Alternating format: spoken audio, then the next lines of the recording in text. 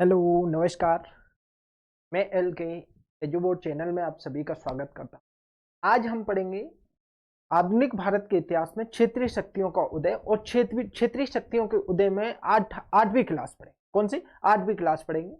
और उसमें हम पढ़ने जा रहे हैं बंगाल। अभी तक हमने पढ़ लिया था हैदराबाद, अवध, फर्रुखाबाद। इसके बाद हमने देखा था राजपूताना, फर्रुखाबाद देख लिया, रोहिलखंड देख लिया। उसके बाद हमने देखा कर्नाटक देख लिया, असम देख लिया। और आज हमारा टॉपिक, एक नया टॉपिक शुरू हो रहा है, उसका नाम है बंगाल। क्या है? उसका नाम है बंगाल। तो बंगाल को हम क्षेत्रीय शक्ति के रूप में पढ़ेंगे। तो सबसे पहले तो हम देखेंगे कि बंगाल का उदय क्षेत्रीय शक्ति के रूप में और अलीवर्दी खां तक देखना। मुर्शिद कुली खां से लेकर अलीवर्दी खां तक देखना है। उसके बाद देखना है औपनिवेशिक शासन की स्थापना, और उसी में प्लासी का युद्ध, बक्सर का युद्ध तथा द्वैध शासन प्रणाली हमें देखनी है। ठीक है ना? तो बंगाल को क्षेत्रीय शक्ति के रूप में हम शुरू करने जा रहे हैं। तो देखते हैं अपन ने पढ़ना क्या क्या है, वही हम शुरू कर देते हैं।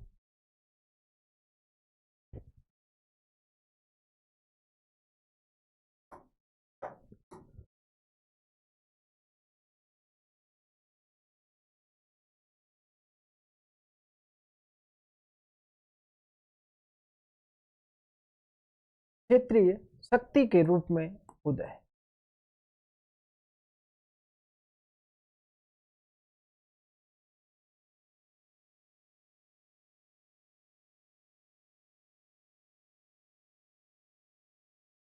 उदय किसका?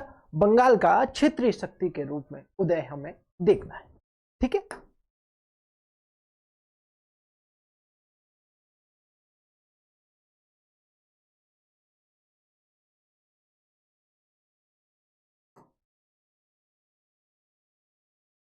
बंगाल का क्षेत्रीय शक्ति के रूप में उदय हमें देखना है।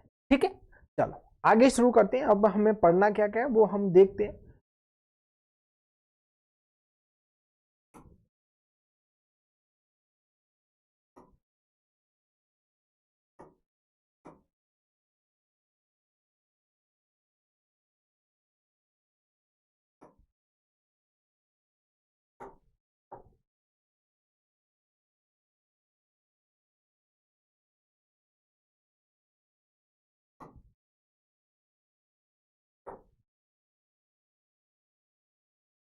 माफ कीजिए, थोड़ा सा आज बैकग्राउंड चेंज किया है इसलिए।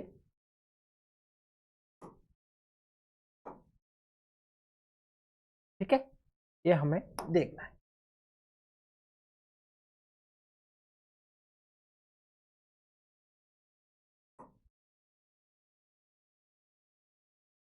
चलो, क्षेत्रीय शक्ति के रूप में तो पहली हेडिंग, पहला पॉइंट है क्षेत्रीय शक्ति के रूप में बंगाल।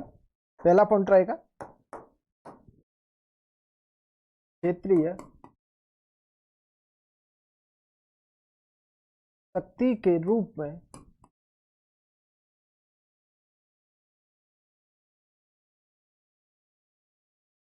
बंगाल। क्षेत्रीय शक्ति के रूप में बंगाल। दूसरा पॉइंट रहेगा हमारा औपनिवेशिक शासन की स्थापना।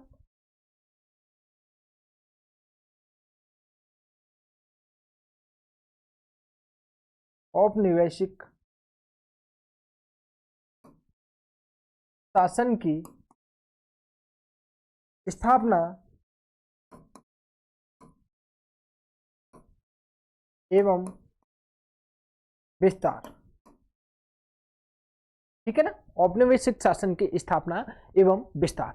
तो औपनिवेशिक क्षेत्रीय शक्ति के रूप में बंगाल, इसमें हमें क्या क्या पढ़ना है? सबसे पहले देखना है हमें एक परिचय देखना है।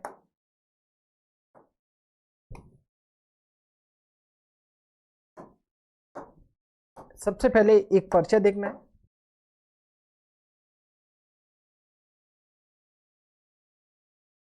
ठीक है? क्या देखना है?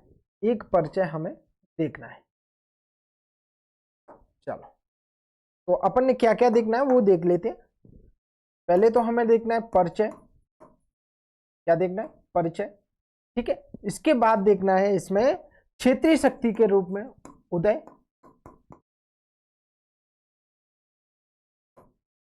क्षेत्रीय शक्ति के रूप में उदय। और फिर देखना है हमें मुर्शिद कुली खां से, मुर्शिद कुली खां से लेकर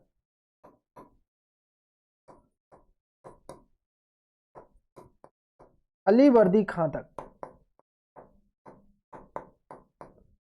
अलीवर्दी खां तक।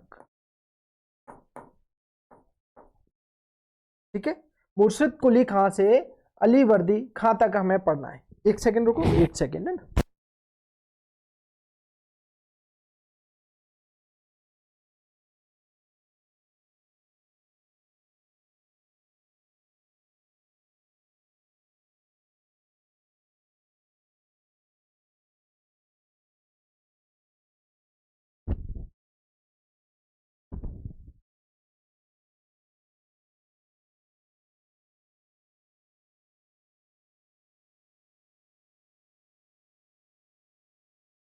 ठीक है, अलीवर्दी खां तक हमें पढ़ना है। कहां तक पढ़ना है? अलीवर्दी खां तक। इसके बाद औपनिवेशिक शासन में हमें देखना है कि औपनिवेशिक शासन में हमें सबसे पहले प्लासी का युद्ध देखना है। क्या देखना है? प्लासी का युद्ध।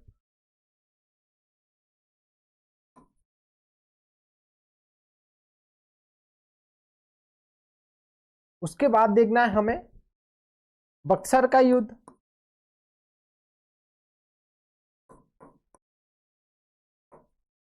और उसके बाद देखना है प्लासी का युद्ध, बक्सर का युद्ध, फिर बंगाल में द्वैध शासन। बंगाल में द्वैध शासन। ठीक है ना, बंगाल में द्वैध शासन हमें देखना है। इतनी सारी चीजें हमें पढ़ना है। क्या क्या पढ़ना है वो हमने देख लिया। समझ में आ रहा है? ठीक है, आगे बढ़े। अब हेडिंग डालेंगे क्षेत्रीय शक्ति के रूप में बंगाल। हेडिंग डालिए।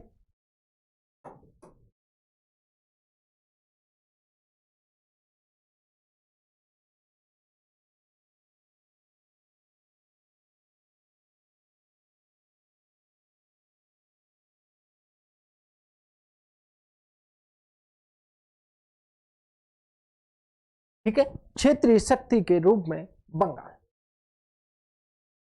ये हमारी हेडिंग है।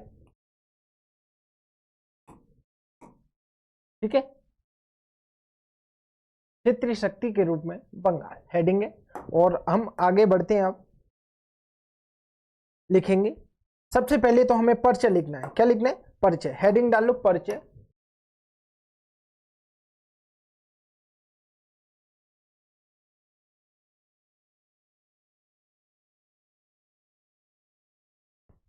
ठीक है, परिचय।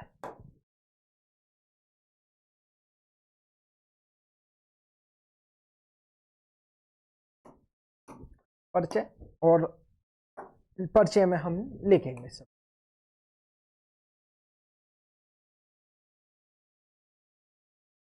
पहला पॉइंट लिखिए,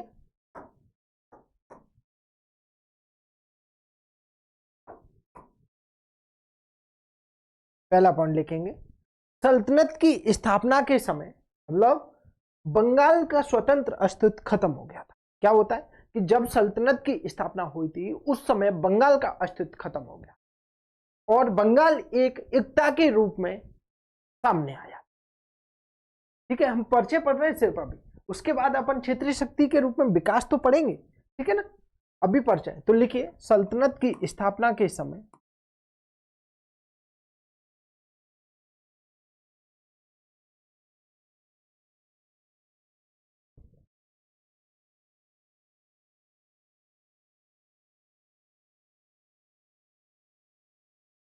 बंगाल का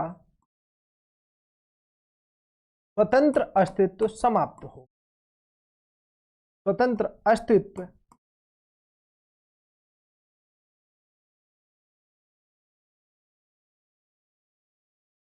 समाप्त हो गया। ठीक है ना, सल्तनत की स्थापना के समय बंगाल का स्वतंत्र अस्तित्व समाप्त हो। अगला पॉइंट लिखिए और बंगाल, इसी में लिखिए और बंगाल दिल्ली सल्तनत की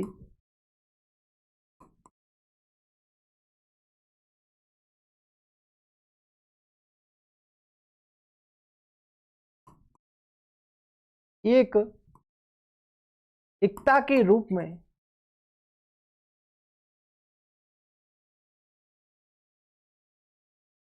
एक एकता के रूप में सामने आया।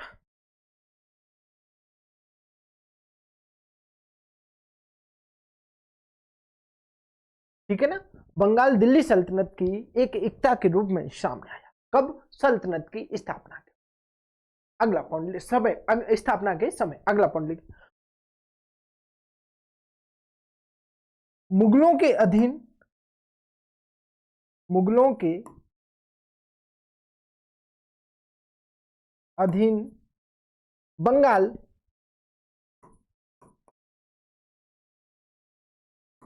एक सूबे के रूप में रहा, सूबे के रूप में रहा। ठीक है ना, मुगलों के अधीन बंगाल एक सूबे के रूप में रहा था। किसके अधीन? मुगलों के अधीन, जिसमें जिसमें मुगल शासक या मुगल बादशाह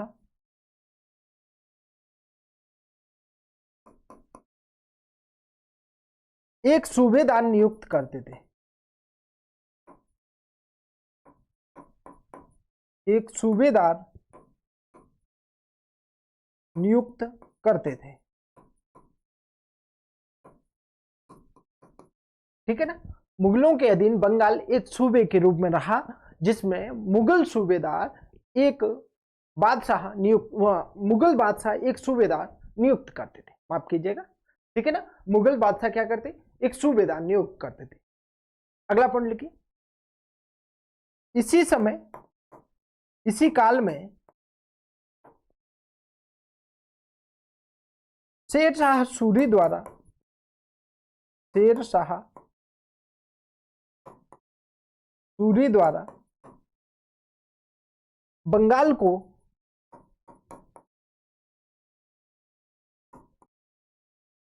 शेर शाह सूरी द्वारा बंगाल को सरकारों में विभक्त कर दिया, सरकारों में विभक्त कर दिया। ठीक है, अगला पॉइंट लिखिए, 1717 में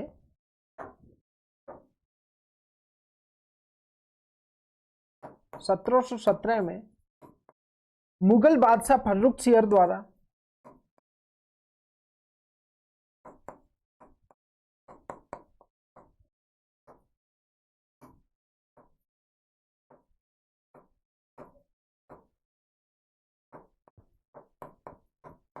मुगल बादशाह फर्रुखसियर द्वारा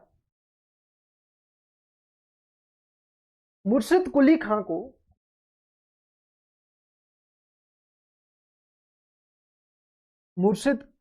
फर्रुखसियर द्वारा मुर्शिद कुली खां को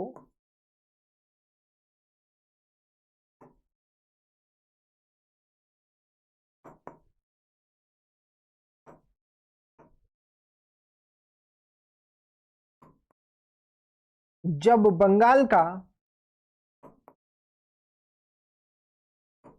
नवाब नाजिम बनाया,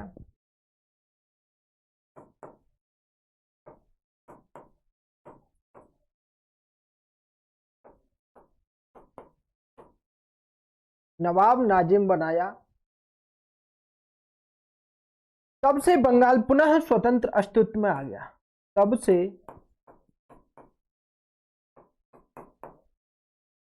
बंगाल पुनः स्वतंत्र अस्तित्व में आ गया।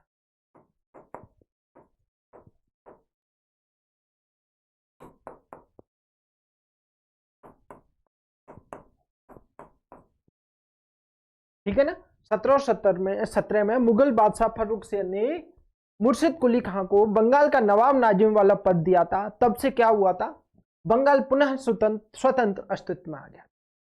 फिर क्या होता है, प्लासी का युद्ध, बक्सर का युद्ध होता है, और प्लासी और बक्सर के युद्ध के बाद क्षेत्रीय शक्तियों के रूप में उभरा और जल्द ही ब्रिटिश कंपनी के अधीन आ गया था। मतलब स्वतंत्र आ गया, क्षेत्रीय शक्ति के रूप में उभर आया, और उसके बाद क्या, बंगाल ब्रिटिश कंपनी के अधीन आ जाता है। तो लिखते हैं अगला पॉइंट।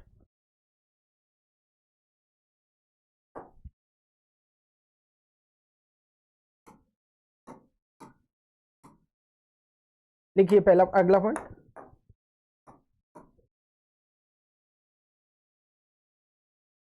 तत्पश्चात बंगाल, तत्पश्चात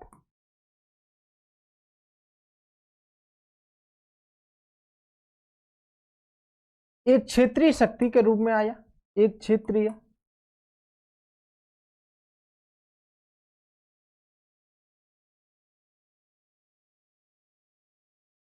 शक्ति के रूप में सामने आया।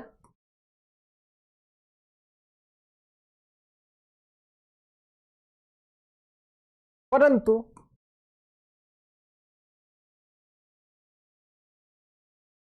शीघ्र ही, परंतु शीघ्र ही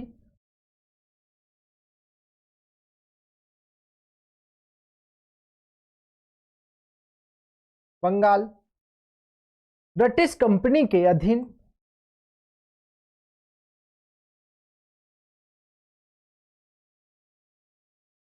ब्रिटिश कंपनी के अधीन आ गया।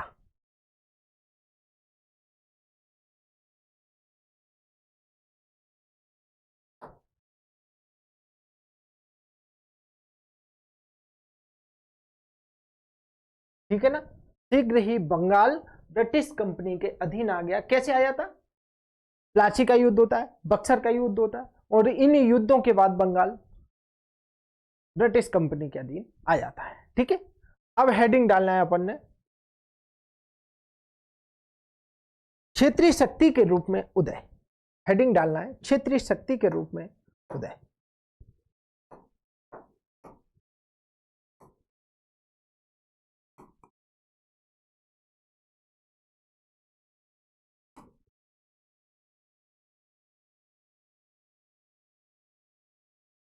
ये तो हमने अभी सिर्फ और सिर्फ परिचय पढ़ा था। अब हमें हमारी हेडिंग है क्षेत्रीय शक्ति के रूप में उदय, किसका, बंगाल का।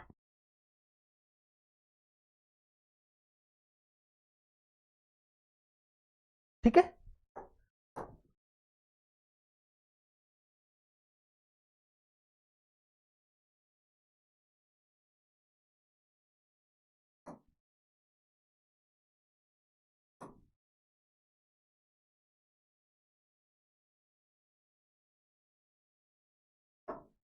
लिखिए पहला पॉइंट,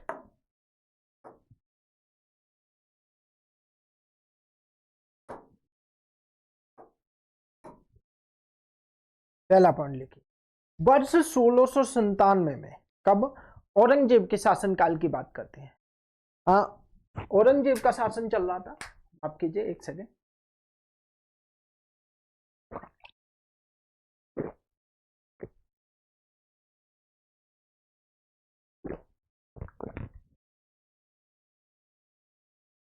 वर्ष 1697 में उस समय किसका शासन था, औरंगजेब का। औरंगजेब ने अजीम उस खान को बंगाल का सूबेदार नियुक्त किया। किसने, औरंगजेब ने अजीम उस खान को बंगाल का सूबेदार नियुक्त किया था। अजीम उस खान बंगाल का सूबेदार बन गया था। 1700 में मुर्शिद कुली खां को किसने, औरंगजेब ने बंगाल का दीवान बनाकर पहुंचाया था। तो दोनों के पास अलग अलग शक्तियां आ गई, जैसे एक रेवेन्यू वाला और एक दूसरे के पास था सारी शक्तियां, प्रशासनिक शक्ति। ठीक है, तो अब क्या होता है, 1697 में अजीम उस खान को, अजीम उस खान कौन था, बहादुर शाह प्रथम का पुत्र था। मतलब जो औरंगजेब के बाद शासक बनता है बहादुर शाह प्रथम, उसका पुत्र था अजीम उस खान। अजीम उस खान को सूबेदार बनाया। 1700 में मुर्शिद कुली खां को वहां का दीवान बनाकर पहुंचाया। कहाँ का? बंगाल का। अब दोनों वहां पर अपनी अपनी शक्तियों का प्रयोग करके शासन संचालित कर रहे थे। कौन कौन? अजीम उस शान और मुर्शिद कुली खां। ठीक है ना? अब दोनों में झगड़े हो रहे थे अपनी अपनी शक्तियों के कारण। तब जाकर औरंगजेब ने इन दोनों को अलग अलग कर दिया था। एक को बिहार भेज दिया और एक की राजधानी मुर्शिदाबाद स्थानांतरित। फिर क्या होता है? 1700 में औरंगजेब की मृत्यु हो जाती है और बहादुर शाह प्रथम शासक बनता है। 1700 में औरंगजेब की मृत्यु हो जाती है और बहादुर शाह प्रथम शासक बनता है। बहादुर शाह प्रथम मुर्शिद कुली खां को दक्कन का सूबेदार बना के पहुंचा देता है 1707 में, और 1710 तक वहां का सूबेदार रहता है। फिर 1710 में पुनः इसे बंगाल लाया जाता है। पुनः इसको बंगाल बुलाया जाता है। किसको? मुर्शिद कुली खां को। जब 1717 में बहादुर शाह प्रथम की मृत्यु समथिंग 1712 में हो जाती है, और उस जब 12 में, तो उसके बाद जो शासक बनता है जहांदर शाह शासक बनता है। जहांदर शाह अजीम उस शान को वहां से हटा देता है। जब तक अजीम उस शान वहां सूबेदार कब तक रहता है? 1712 तक अजीम उस शान को हटा देता है। तत्पश्चात 1717 में फर्रुख सियन ने मुर्शिद कुली खां को बंगाल का नवाब नाजिब पद दिया था।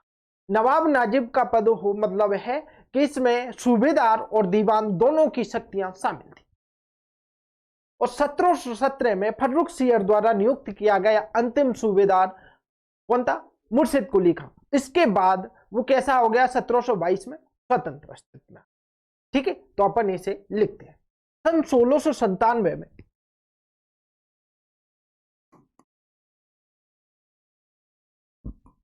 औरंगजेब ने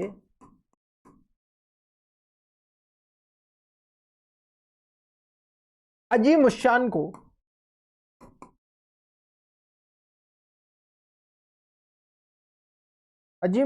को बंगाल का सूबेदार बनाकर भेजा।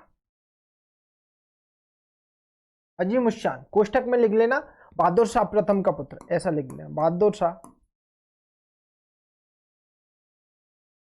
प्रथम का पुत्र।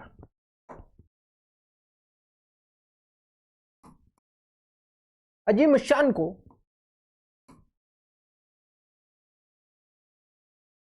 बंगाल का सूबेदार नियुक्त किया। सूबेदार बोले तो गवर्नर नियुक्त किया।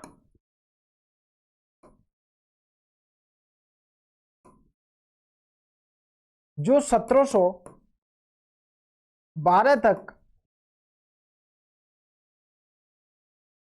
सूबेदार पद पर रहा।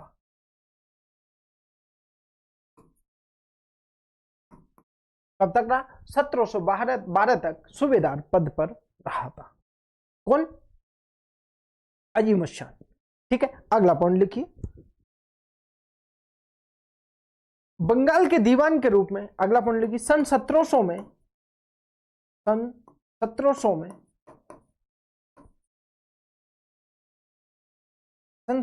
में औरंगजेब ने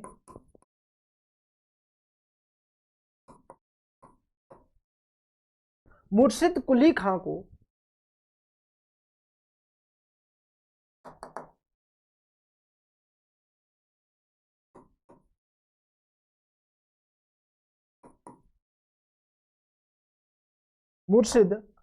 खां को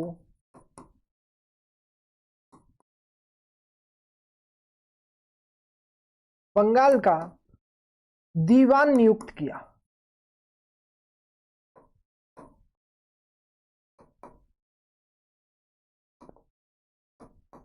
ठीक है ना? मुर्शिद कुली खां को बंगाल का दीवान नियुक्त किया। कब किया? सन 1700 में। ठीक है ना? 1700 में, 1700 की बात है। कब? 1700 की बात है। बंगाल का दीवान कब नियुक्त किया था? 1700 में। ठीक है, और 1697 में औरंगजेब ने अजीम उस शान को बंगाल का सूबेदार नियुक्त किया था। ठीक है ना? बंगाल का सूबेदार नियुक्त किया। आगे लिखते हैं। वित्तीय मामलों को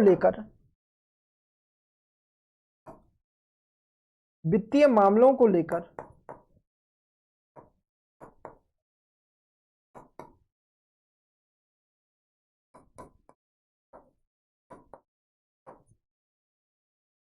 अजीम शान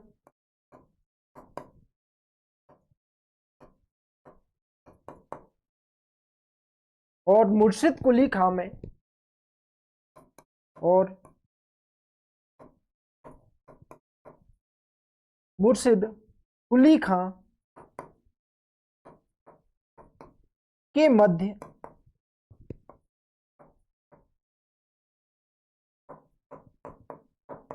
झगड़ा होता रहता, झगड़ा होता रहता था। ठीक है ना, मुर्शिद कुली खां और किसके मध्य, अजीम शान, दोनों के मध्य झगड़ा होता रहता था। अब क्या होता है, झगड़ा हो रहा है, इस कारण इस झगड़े का पद, अब क्या होता है, औरंगजेब ने इस झगड़े को समाप्त करने के लिए दोनों को अलग अलग जगह नियुक्त कर दिया। तो लिखते हैं अगली स्लाइड में।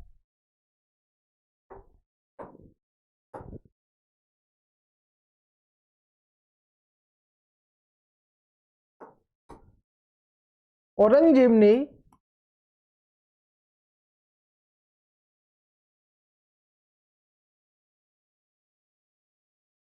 इस झगड़े को समाप्त करने के लिए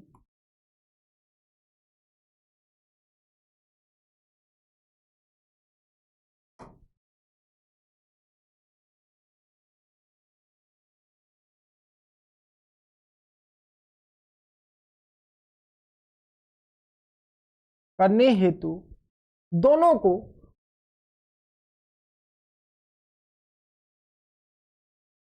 अलग अलग, दोनों को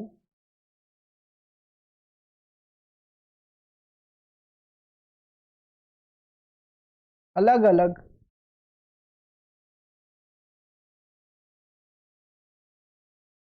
जगह नियुक्त किया।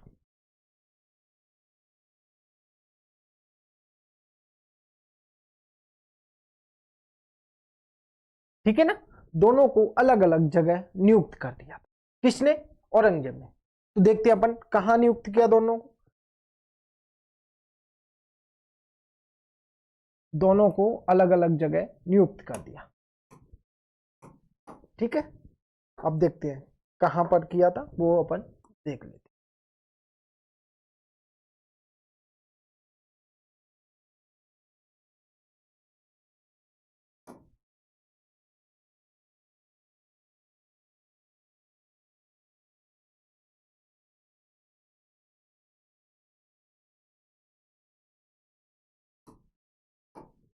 दोनों को अलग अलग जगह नियुक्त कर दिया। देखते हैं कहां कहां नियुक्त किया, लिखते हैं।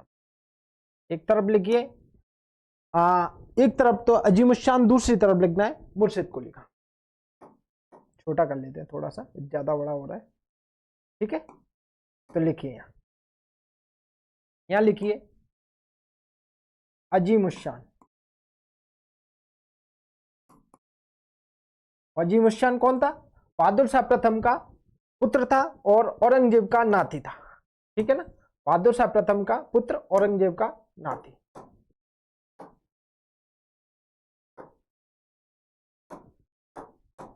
चलो इसके बारे में लिखते हैं। इसने, इसको ऐसे लिखिए, इसको औरंगजेब ने, इसको औरंगजेब ने, औरंगजेब ने बिहार भेजा। कहां भेजा, बिहार। ठीक है, इसको औरंगजेब ने बिहार भेजा। अगला पॉइंट लिखिए, अपनी राजधानी, ऐसे लिखिए, इसने अपनी राजधानी, इसने अपनी राजधानी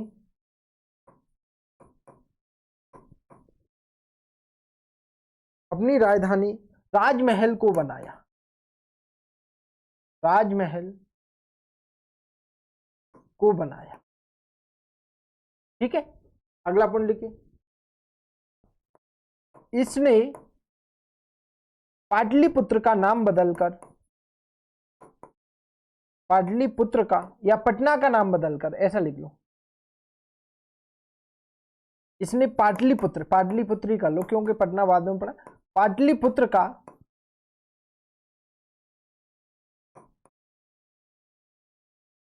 नाम बदलकर अजीमाबाद कर दिया। अजीमाबाद कर दिया। क्या किया? अजीमाबाद कर दिया। इसने पाटलिपुत्र का नाम बदलकर क्या किया था? अजीमाबाद कर दिया था। ठीक है, आगे लिखते हैं अगला पॉइंट। मुर्शिद कुली खां की तरफ आ जाइए आप। कहा? मुर्शिद कुली खां, लिखिए मुर्शिद कुली खां।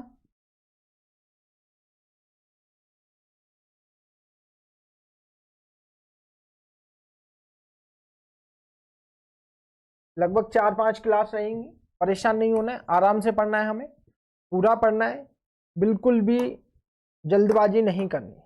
तो मुर्शिद कुली खां में लिखिए, इसने अपना कार्यालय, इसने अपना कार्यालय, इसने अपना कार्यालय मुर्शिदाबाद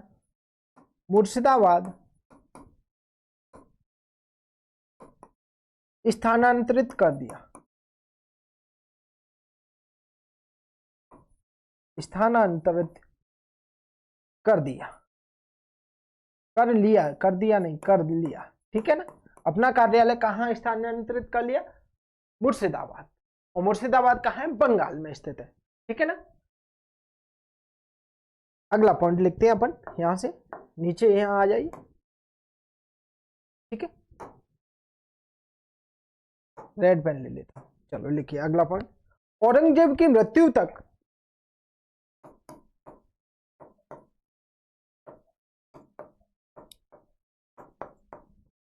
औरंगजेब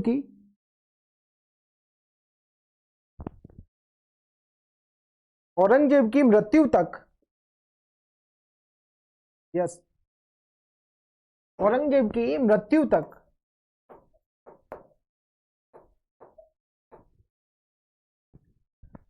मुर्शिद कुली खां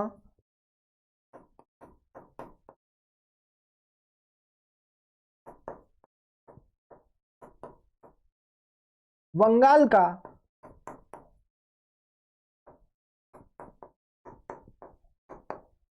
दीवान रहा। कब तक रहा? औरंगजेब की मृत्यु तक मुर्शिद कुली खां बंगाल का दीवान रहा। अब आगे चलते हैं, आगे क्या, आगे देखते हैं क्या हुआ था।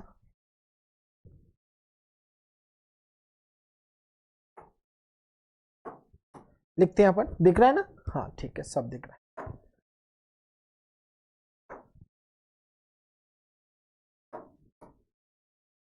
मुर्शिद कुली खां बंगाल का दीवान रहा। अब क्या होता है? औरंगजेब की मृत्यु हो जाती है और उसके बाद नवाब कौन बनता है? बहादुर शाह प्रथम। औरंगजेब की मृत्यु के बाद नवाब कौन बना? बहादुर शाह प्रथम बना। तो लिखिए, औरंगजेब की मृत्यु उपरांत, औरंगजेब की मृत्यु उपरांत बहादुर शाह प्रथम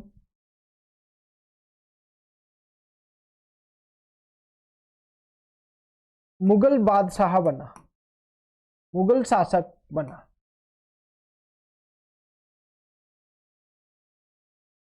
जिसने मुर्शिद कुली खां को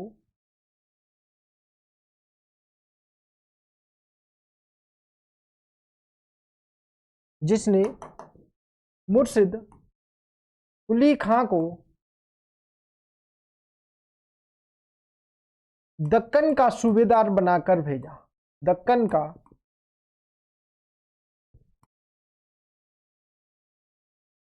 सूबेदार बनाकर भेजा। किसको? मुर्शिद कुली खां को। किसने? बहादुर शाह प्रथम ने मुर्शिद कुली खां को दक्कन का सूबेदार बनाकर भेजा था। ठीक है, आगे बढ़ते। क्या है फिर? जो 1710 तक सूबेदार रहता है। 1710 तक दक्कन का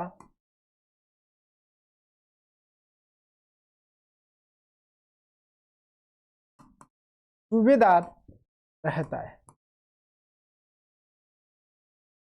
कब तक? 1710 तक दक्कन का सूबेदार रहता है। ठीक है, आगे लिखते हैं।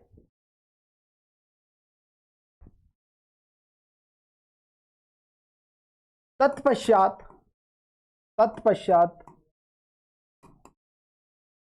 कुली खां को, देखो मैं पूरा नाम नहीं लिखा, कुली खां को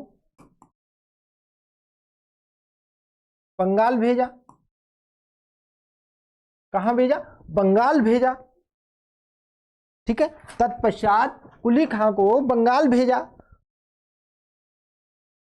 ठीक है, अब क्या होता है, मतलब 1710 तक दक्कन की सूबेदारी कर ली।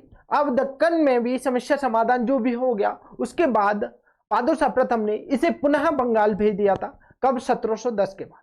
1717 में फर्रुखसियर शासक बन जाता है, मतलब 1713 में ही बन जाता है फर्रुखसियर तो मुगल बादशाह। लेकिन 1717 में फर्रुखसियर ने मुर्शिद कुली खां को बंगाल का नवाब नाजिब पद दिया था। नवाब नाजिब पद का मतलब है कि उसमें सूबेदार और दीवान दोनों की शक्तियां शामिल थी। नवाब नाजिब का पद का मतलब होता है सूबेदार और दीवान दोनों की शक्तियां शामिल होती है। ठीक है, दोनों की शक्तियां शामिल होती है। तो अपन लिखें, चलो 1717 में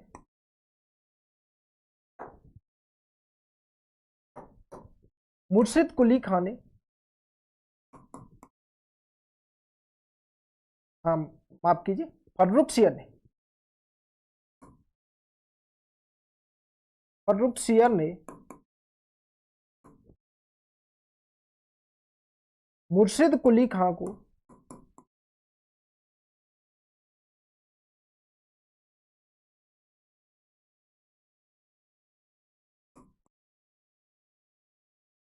बंगाल का नवाब नाजिब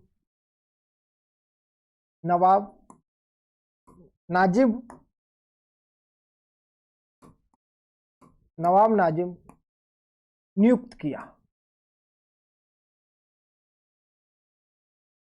ठीक है ना, नियुक्त किया।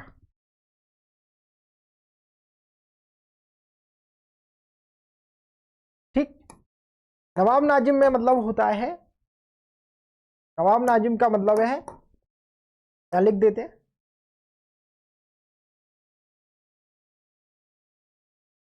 लिखिए, सूबेदार और दीवान दोनों की शक्तियों का समावेश, दोनों की शक्तियों का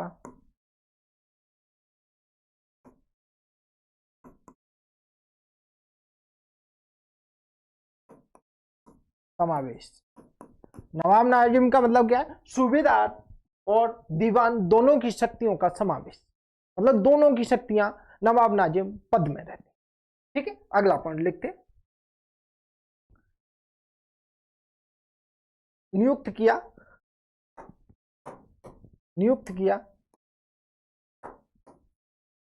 जिस पद पर 1727 तक रहता है। ठीक है, जिस पद पर 1727 तक रहता है। कौन रहता है? मुर्शिद कुली खां। ठीक है, अगला पॉइंट लिखिए, अब यहां से लिखिए, इस अवधि में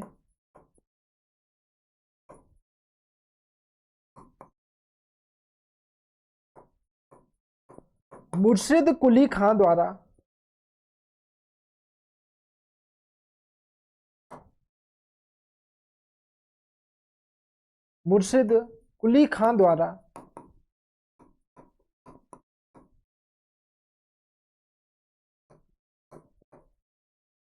निम्न कार्य किए।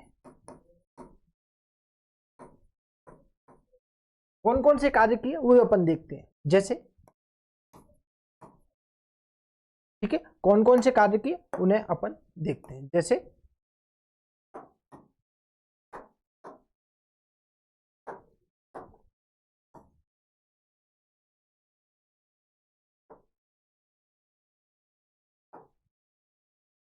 एक सेकेंड,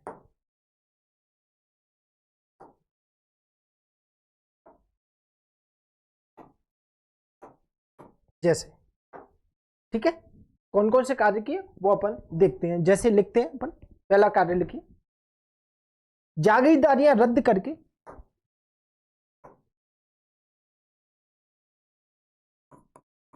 जागीरदारियां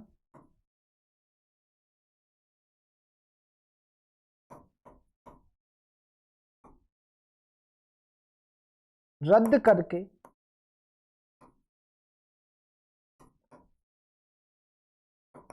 समस्त भूमि को रद्द करके समस्त भूमि को खालसा भूमि में परिवर्तित किया।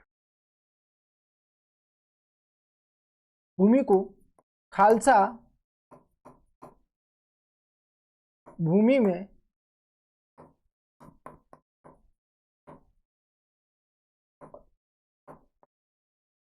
परिवर्तित किया। समझे? मतलब जागीरदारियां रद्द कर दी और समस्त भूमि को, बंगाल की जो भूमि थी, जमींदार थे, जागीरदार थे, उस भूमि को खालसा भूमि में बदल दिया। खालसा भूमि का मतलब होता है राया की भूमि, सीधी सीधी राज्य के अधीन आती है वो भूमि, फिर उस पर उसे देते हैं और उस पर टैक्स लगता है, सीधी सी बात है। ठीक है, तो खालसा भूमि में परिवर्तित किया। अगला पॉइंट लिखिए,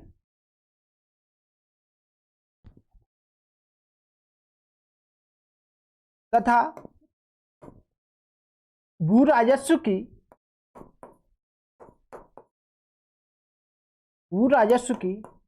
नवीन व्यवस्था,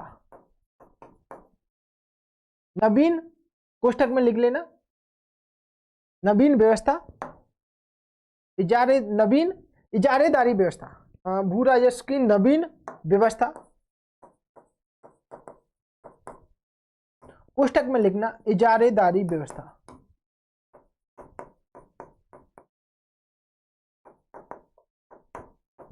ठीक है, भू राजस्व की नवीन व्यवस्था, कोष्ठक में लिखना इजारेदारी व्यवस्था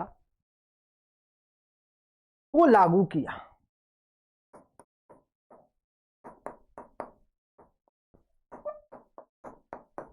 मतलब क्या था कि जागीरदारों से, सब बंगाल के जितने भी जागीरदार थे उन सब से भूमि किसमें, खालसा भूमि में परिवर्तित कर दी और उस भूमि पर इजारेदारी व्यवस्था, मतलब भू राजस्व की नवीन व्यवस्था थी इजारेदारी व्यवस्था, जिसमें क्या होता था, इस भूमि को ठेके पर दिया जाता था 5 साल के लिए, और जो जितनी ज्यादा बोली लगाता, जितना ज्यादा टैक्स देता, उसको ये भूमि 5 वर्ष के लिए दे दी जाती, इजारेदारी व्यवस्था।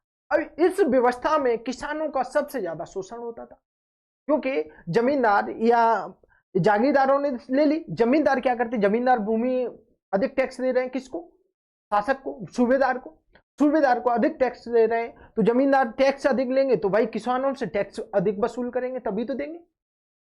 तो सबसे ज्यादा शोषण होता था किसमें, इजारेदारी व्यवस्था में। हालांकि इस व्यवस्था को वॉरेन हेस्टिंग्स ने भी शुरू किया था, इजारेदारी व्यवस्था को। इसे ठेकेदारी व्यवस्था के नाम से भी जाना जाता है। किस व्यवस्था के नाम से, ठेकेदारी व्यवस्था के नाम से भी जाना जाता है। ठीक है, अब इसके पॉइंट लिख देते हैं। हाँ, इजारेदारी व्यवस्था अपन इधर लिख देते हैं।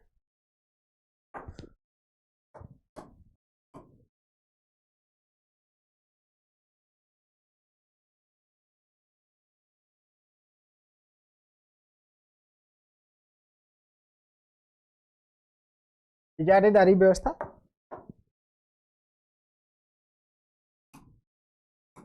ठीक है, और डैश करके लिखिए आप।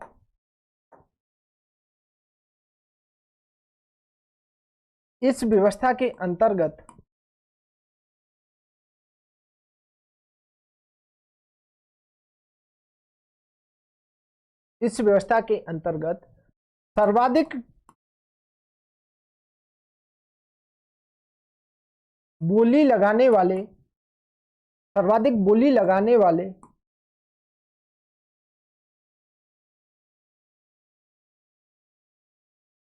ठेकेदार को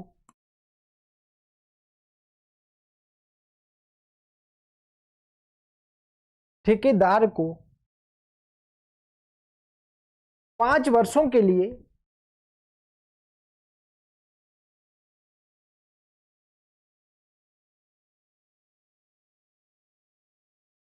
भूमि दी जाती थी, भूमि दी जाती थी।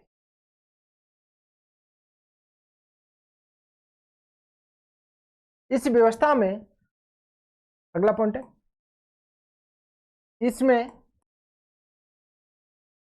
किसानों का सर्वाधिक शोषण होता था, सर्वाधिक शोषण होता था। ठीक है ना, इस व्यवस्था में किसानों का सर्वाधिक शोषण होता था। आगे लिखे। अब क्या होता है, इजारेदारी व्यवस्था लागू की गई थी। इस व्यवस्था के कारण किसानों का एक नवीन वर्ग सामने आया था। तो लिखिए इसमें पहला, जिस कारण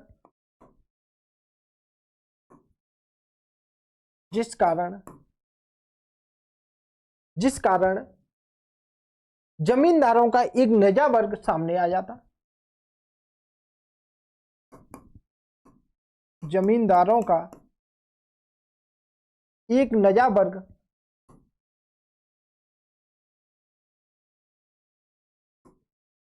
उभर कर आया, जमींदारों का एक नया वर्ग उभर कर आया था। ठीक है ना, समझ में आ रहा है? आगे लिखो। और जमींदारों ने विद्रोह किए। अब नया वर्ग, भाई इसमें क्या होता, जमींदारों से ज्यादा टैक्स ले रहे थे, किसानों का शोषण हो रहा, तो नया वर्ग उभर के आया और जमींदारी विद्रोह शुरू हो गए थे। ठीक है, आया और किसानों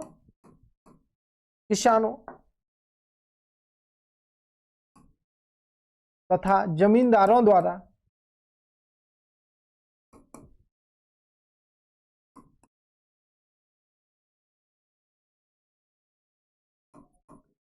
विद्रोह शुरू कर दिए, विद्रोह शुरू कर दिए। ठीक है ना, जमींदारों द्वारा विद्रोह शुरू कर दिए। जैसे कैसे, कौन कौन से विद्रोह हुए, जैसे अपन देख लेते। जैसे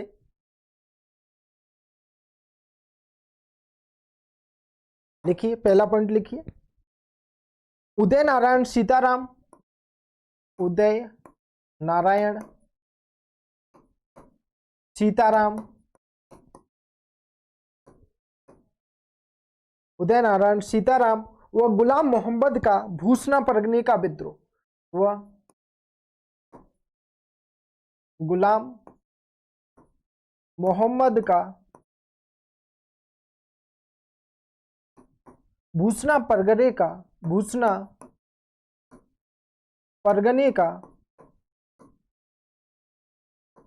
विद्रोह। ठीक है ना, भूसना परगने का विद्रोह।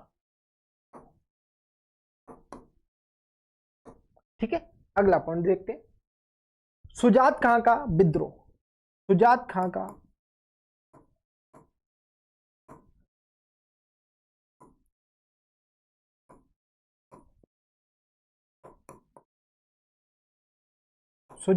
का विद्रोह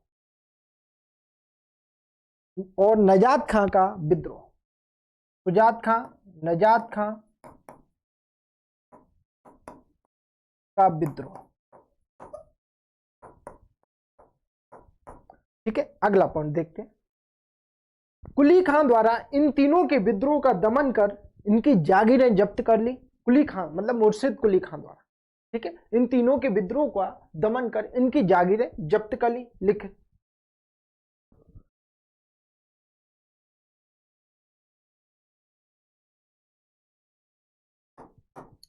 कुली खां द्वारा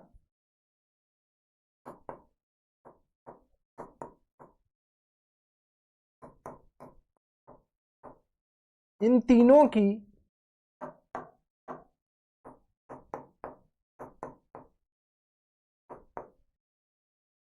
के विद्रोहों का दमन कर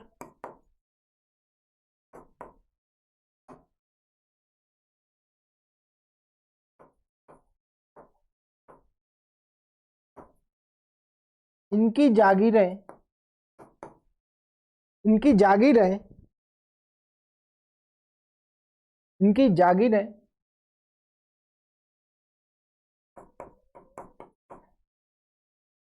राम जीवन को आवंटित कर दी।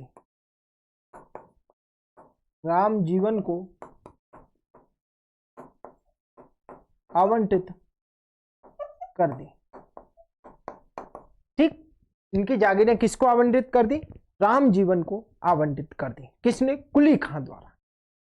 समझ में आया क्या चल रहा है? कैसी फिल्म चल रही है? बहुत शानदार फिल्म चल रही है। अगर आप ईमानदारी से पढ़ाई करोगे ना तो आपको सब कुछ समझ में आएगा। कुछ भी नहीं है कि नहीं समझ में आए।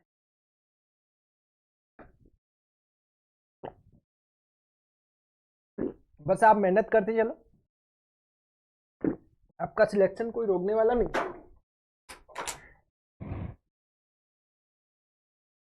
ठीक है, अब क्या होता? जो इजारेदारी व्यवस्था लागू की थी किसने? कुली खां ने।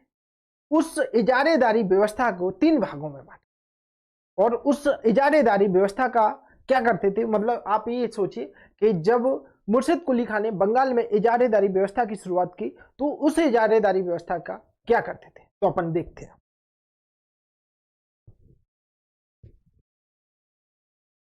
हेडिंग है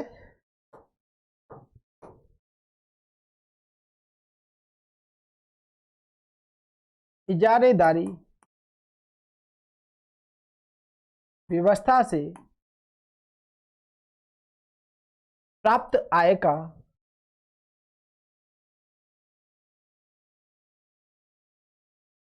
उपयोग। प्राप्त आय का उपयोग।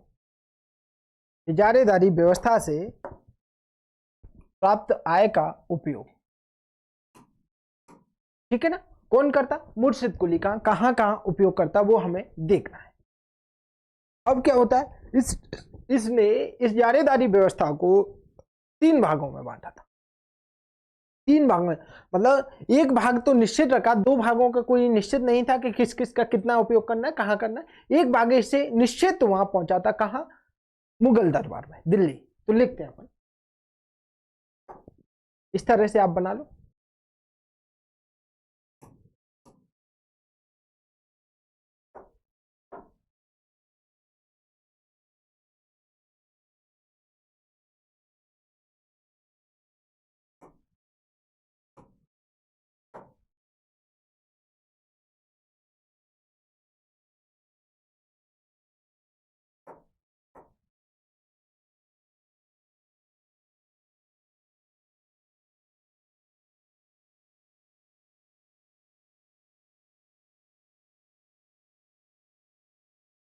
ठीक है, इस तरह से आपको 3 बनाना है।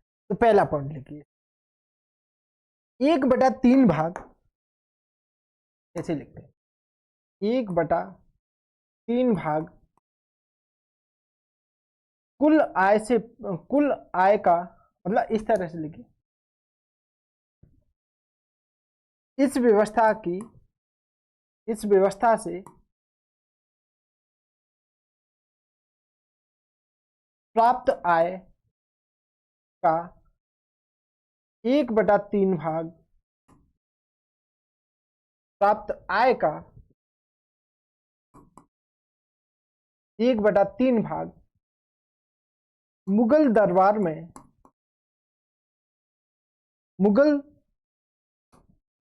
में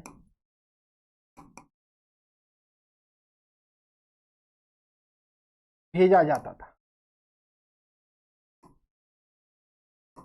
ठीक है ना? इस व्यवस्था से प्राप्त आय का 1/3 भाग कहां भेजा जाता था? मुगल दरबार में भेजा जाता था। मुगल दरबार कहाँ? दिल्ली, ठीक है ना। किससे? फर्रुखसियर द्वारा, वो माफ कीजिए मुर्शिद कुली खान द्वारा, माफ कीजिए, ठीक है, मुर्शिद कुली खान द्वारा, ठीक है। अगला पॉइंट लिखिए, एक भाग, अब इसका नहीं पता कि कितना था, 1/3 था, 1/4 था, कोई निर्धारित नहीं। एक भाग प्रशासन संचालन में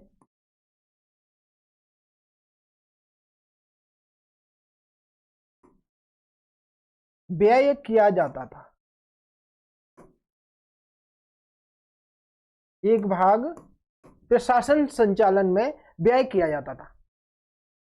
अगला पॉइंट, एक हिस्सा किसानों को, अब देखो ये काम भी बहुत अच्छा किया जा रहा था, एक हिस्सा इस आय से प्राप्त, इस मतलब इस प्राप्त आय से एक हिस्सा किसानों को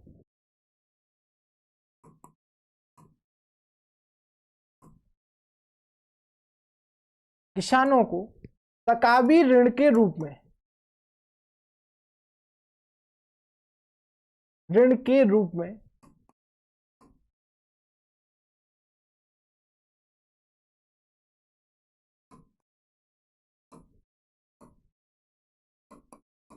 दिया जाता था। समझे?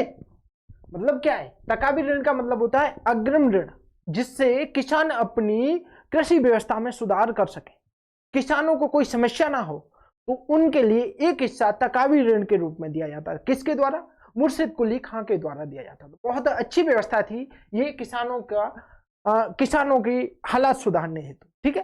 और एक प्रशासन संचालन में किया जाता है, एक और 1/3 हिस्सा कहां भेज दिया जाता था? मुगल दरबार में भेज दिया जाता, नियमित रूप से भेजा जा रहा था। आगे लिखते हैं, कुली खां की 1727 में मृत्यु हो जाती है। कुली खां की, अगला पॉइंट है इसमें,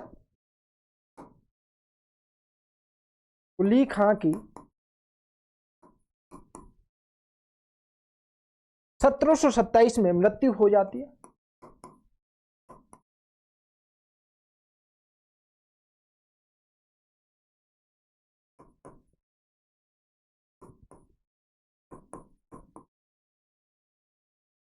ठीक है, 1727 में मृत्यु हो जाती है, और यह बंगाल का हो जाती है, तथा यह बंगाल का, अगला पॉइंट लिख लो, मृत्यु हो जाती है, अगला पॉइंट लिख लीजिए, यह बंगाल का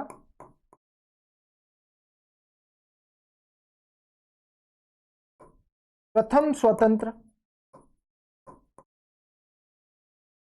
शासक था। ठीक है, अगला पॉइंट लिखिए, या नवाब था या शासक था, शासक या नवाब कुछ भी लिख सकते हैं, पुस्तक में नवाब भी लिख सकते, शासक पुस्तक में नवाब।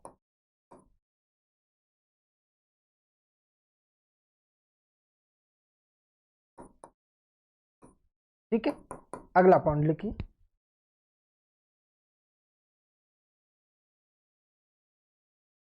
अगला पॉइंट लिखिए, यह आखिरी सूबेदार था, आखिरी सूबेदार था जिसकी नियुक्ति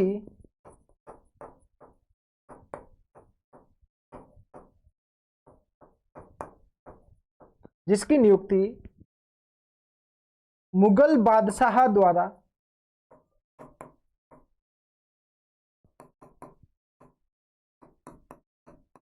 द्वारा की गई। ठीक है ना, यह आखिरी सूबेदार था बंगाल का जिसकी नियुक्ति किसके द्वारा की गई? मुगल बादशाह द्वारा की गई। इसके बाद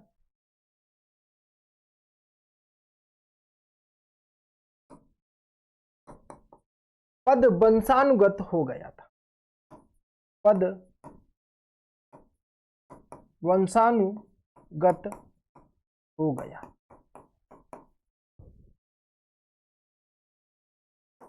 ठीक है, इसके बाद पद कैसा हो गया, वंशानुगत हो गया था। अगला पॉइंट लिखिए, इसने अपना उत्तराधिकारी, इसने अपना उत्तराधिकारी सर्पराज खां को नियुक्त किया।